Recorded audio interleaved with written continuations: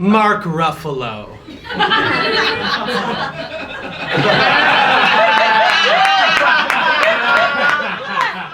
Well, I know it was none of my business, but you two were having an awfully hard time identifying a very famous person. So I thought I'd put all three of us out of our misery.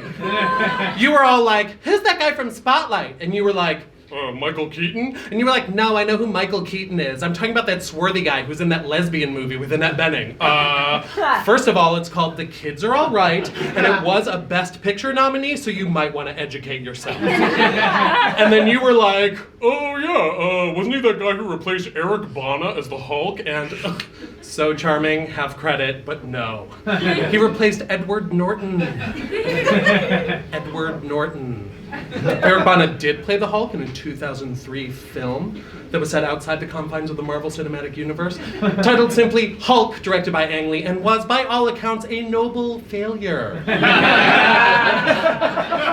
that point of the conversation, I had become nearly insane, which is why I had to march over here and kindly and mercifully announce Mark Ruffalo.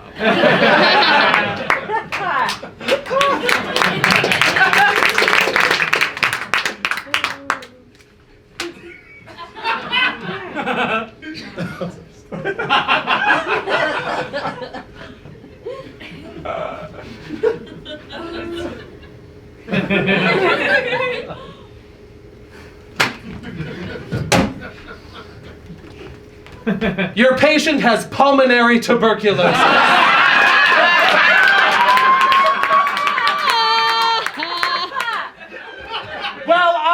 Well, you shouldn't be blabbing about your patients in a public park if you don't want feedback.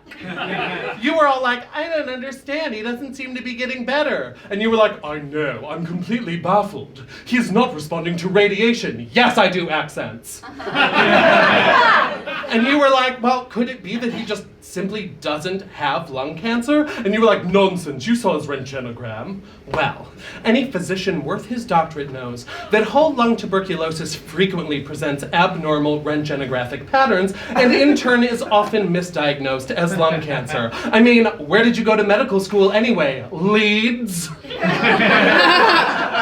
So I would suggest cutting the radiation and putting your patient on anti-tuberculosis chemotherapy, STAT.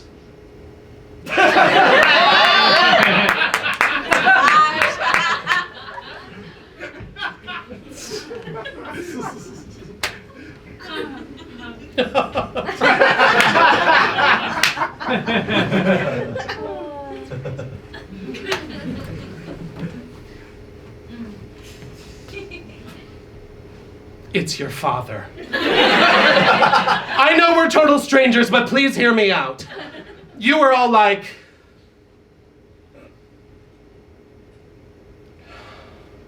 which honestly did not give me a lot to work with, but from what I was able to gather, your father had a detached, cold parenting style, yes? And it's why you've ended up where you are in a dead-end job that you hate, why you can't bring your relationship with Patrick to the next level. What you don't know is that your father suffered horrific emotional abuse at the hands of both of his parents, and he was terrified that he'd end up the same way and pass that toxicity onto you. So he kept you at an arm's length of love. It is only when you forgive your father the sin of human frailty that both of you will be able to finally chase away that looming specter of your yesterdays.